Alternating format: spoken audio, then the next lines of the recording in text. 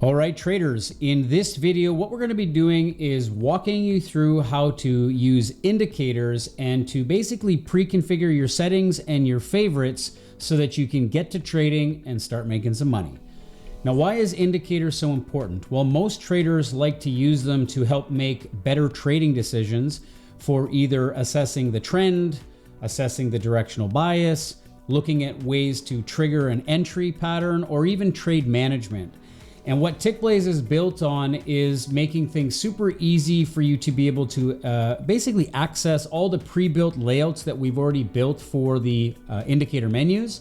And then ultimately, if you're a developer or somebody that works with programmers, you can also build your own custom scripts into the Tickblaze platform. Now, what I'm going to do in this example is I'm going to walk you through first the toolbar menu. So let's get started. Now, up at the top here, you're going to see that there's a menu of all these different icons. This little zigzag here is the indicator section. If you click on it, it's going to open up a window, which is basically going to give you a pre-built list of every indicator that's inside the platform. Okay. Now, for this example, I'm going to start by using the right-click menu because the right-click menu already has all of the pre-built favorites.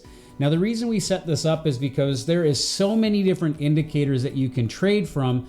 And they're basically built for different categories. A lot of indicators are meant for momentum trading. There's a lot of moving averages.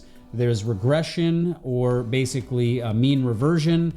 There's trend indicators. There's volatility indicators, and also volume. Now, you can build different categories like this. It's all part of the favorites function. So if you click on the favorites menu, you're going to see, just like in the draw tools video that we did, you'll see that there's always the ability to control favorites. And the thing about the favorites menu for indicators is that it really relies on setting up the category, because there's just so many indicators. So you'll see that there's trend indicators, there's volatility indicators, there's momentum indicators. You'll always see the category on the left, and then you'll see a vertical line, and then you'll see the indicator on the right. So at any given time, if you want to add an indicator to a favorites section that is not in there, you can go into the list, find the indicator that you want, and then you can basically add it. Okay, now because we've already done this with so many of the indicators, I'm not going to add any more indicators to the favorites right now, because we literally have hundreds to choose from, and we're going to just basically work from those lists, because it's pretty much where 90% of the traders are going to be using to get started anyways. Okay, so let's start by adding some indicators to the left chart. I'm going to go in here and I'm going to go to the indicators drop down. You can also always remove all your indicators if you want to by using this function. Let's go in and add some moving averages. So I'm going to add an exponential moving average here. You can see it's up here at the top. And I'm going to basically come in here and change the settings. So what I'll do is I'll just change the color. I'm going to go up here and basically change it to a white.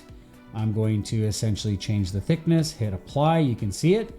And what I like to do is set it as a default, right? So if I want this indicator to always be this parameter, you could always go up here and save it. Let's say I want to always set the 20 period, and then I hit it to a white, and then I hit apply.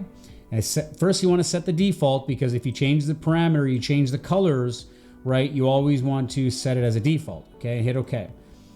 So what I'm going to do now is I'm going to go to the right side on this other chart. I'm going to go into the indicator section. I'm going to go to moving averages. I'm going to go to moving average exponential. And if I click on this, you're going to see it turned it to white and it changed it to 20. So you can see there it is. That's how you basically set your defaults and set your parameters. Okay.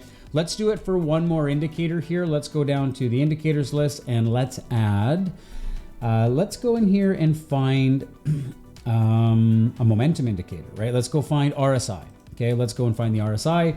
You can see I've got the RSI set here. Okay, we're gonna just make it like that.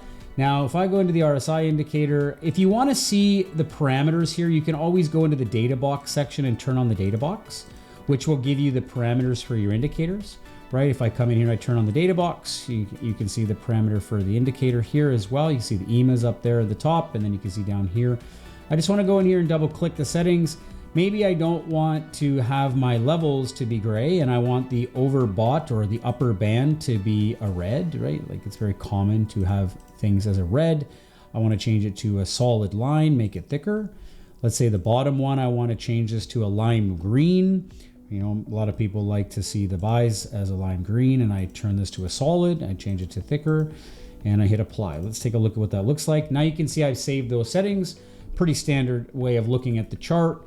And if I go to the parameters, if I wanted to maybe change this to a slightly more responsive setting, I could set this to maybe a 9 or a 7, right? But for the default, I'm gonna leave it at 14. And then once I've set the settings, maybe I want to change this to a yellow. This is set to gold. I prefer it as a yellow, okay? And I'm gonna set this to a blue. Maybe I wanna set it to a blue color, right? So let's take a look at what that looks like. Maybe I like it like that, right? So what I'll do is I'll set the setting as a default, hit the default, hit okay, okay? And now I've got it pre-configured here. So if I wanna go into the right click menu, go to indicators, go to momentum, go to RSI, right? Which is right here. You're gonna see that all of those settings are pre-configured in the indicator, right? Which is very user-friendly and very accessible. So the next thing we wanna do is we want to look at essentially the actual right click menu.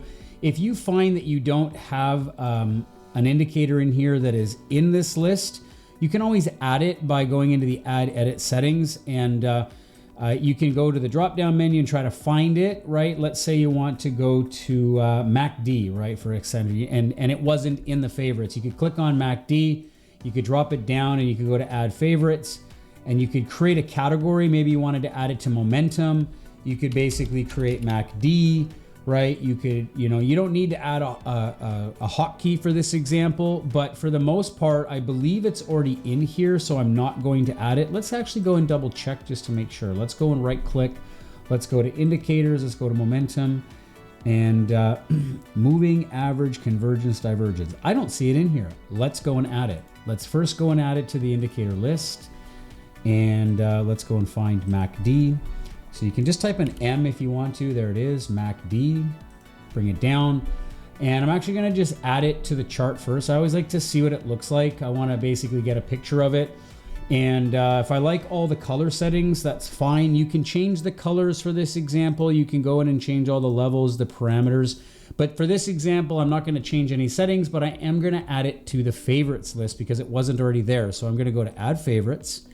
I'm gonna go under the momentum category. I'm gonna call it MACD, and I'm not gonna add a hot list. I'm gonna add it. And let's see here, maybe it's already in there. It says this title is empty or being used by another favorite. Interesting.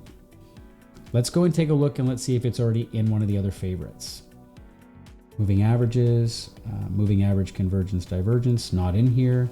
Regression, trend. Yeah, it's already under the trend. That's why it wouldn't let me add it. So you can see that it was already under a trend setting, so that's why it wouldn't let me add it as a favorite. But that's good practice for you to see that, because if it's already there, it's already there. It won't let you add it twice. If it's not, it'll let you add it, right? So if I delete this from the trend, great example, let's go here and find it. Let's go find trend, and let's just see if we can find it in this list. Trend, okay, there it is, trend. Let's try to find it. We'll just scroll down, there it is, trend MACD. If I delete this, okay, and then I go back in and I want to add it to a different category, right? I can go to favorites. I can add it to momentum, right? MACD, and I can hit it there, and now it let me add it to the momentum category, right? So it's actually, I'm actually glad that happened during this explanation, because it'll allow you the opportunity to remove it and then add it to wherever you choose. And like I said, these are pre-built favorites. So if you do not like them in the categories that they are, or you want to create your own, by all means, you have the power to do that. So if I come down on the right chart now and I hit indicators and I go to momentum, you're gonna see, let's just refresh the chart. Should be there under the indicators, momentum, MACD. If you don't see it under your list, just refresh the chart. A lot of times Tickblaze just needs you to refresh the data, and there it is. Let's add it to the chart. And there it is. You can see that we've created favorites, we've added them into certain sections, we've saved the defaults, we've changed them on different charts. And you can do this. The reason this is important is you want to go in and change the colors. Maybe you're not using a black background, maybe you're using a gray background or a white background. You're gonna need to set up your colors. Just like drawings, you're always wanting to save the settings as a favorite. And you know, it's really important that you know how to do that, which is what we set to defaults, okay? Now, just a quick little hack. One of the things that I like to do, like let's say I want to add a bunch of moving averages at the same time. One of the things that I like to do is I don't like to go in here and I don't like to go into, you know, add it once and then add it again and then add it again. I normally will come into the indicator section and I will find, let's say I want to do exponential. I just go down, I find exponential, right? I add it, I add it, I add it, I add it, I add it. I add them 5 times. And then what I'll do is I'll go in and I'll say, okay, let's set the settings to a 50, right? Then I'll set the settings to 100, then a 200, right? And let's just get rid of these two. We don't need these last 2. I like to change all my settings at once. Let's say I want to change this to a blue. Let's go down here for a second. Let's change this to a red. Let's change this to a blue. We'll find it. Why am I doing this? Is that it basically allows you to set everything at the same time. And let's go here and find a yellow. Or we'll do a gold. No, we'll do a yellow. Okay. And that way what it does is it doesn't force you to load the chart and load the chart and load the chart. You have the ability to just add them all at once, hit OK, and there's your indicators. Okay. And so you have the ability to do that, right? Which allows you to basically add them all at the same time. You can basically set your settings as you want. And let's say I wanted to save this as a template, right? So if I right click and I go to template and I go save template and I call this indicator demo, right? You can save it as a template, okay? Hit save as. And then if I right click on the left-hand side and I load that template, you're loading all your indicators, right, on the chart, which basically allows you to not have to rebuild everything from scratch. And this is the power of templates, right? So let's say I wanted to come up here, new chart, right? I come up here, I can easily just bring this over to, right, the NASDAQ. Let's say I want to change this to a 5-minute chart, okay? Come up here to the load template window, find the template, indicator demo, and there it is. I've got all my indicators. I have everything on the charts. Very flexible. It's very graphically enhanced too. Like if you want to move the data box over, if you want to move the data box down, you can move the data box down to see your indicator settings. If you don't like seeing the data box, you just come in here and just remove it so that you don't have all that on your chart. It's very, very visually appealing. It's very colorful, and you have the flexibility to set all your settings and all your defaults as you see fit. So if you have any questions on how to set up your indicators and your settings, this is really what we're here to do, is to help you. And one last thing I want to do before we end the video is I want to teach you how to save all this so that when you export to a laptop, or if our support team tells you you need to do a clean installation, you know, this can take a lot of time, and the goal is to save you from having to repeat yourself over and over again. So what I normally tell everybody to do when they're saving their work, you know, save your desktops, right? Save your workspaces. But the most important part is when you export and you want to create a backup, down at the very bottom, just like drawings, you want to click this when you go to export. Like let's say I wanted to export my desktop, and then I wanted to export my chart template, and then I wanted to export my trade management strategies, right? Because those are the 3 things I'm really working on. But if I don't check my box down here, like if I don't check this off, it's not going to save all of my drawings and my indicator settings. So the whole point of this is to make sure that you don't lose your work. And that would be really terrible, because then you have to redo everything from scratch. And you know, our goal is to try to save you time, right? So make sure that when you're doing any exports or backups, you always double check down at the bottom that you're checking off what you need here, so that way you always have a backup without having to redo all the hard work that you put in on the platform. Okay, so traders, I hope you enjoyed the video on indicators and settings. I look forward to seeing you in the next video.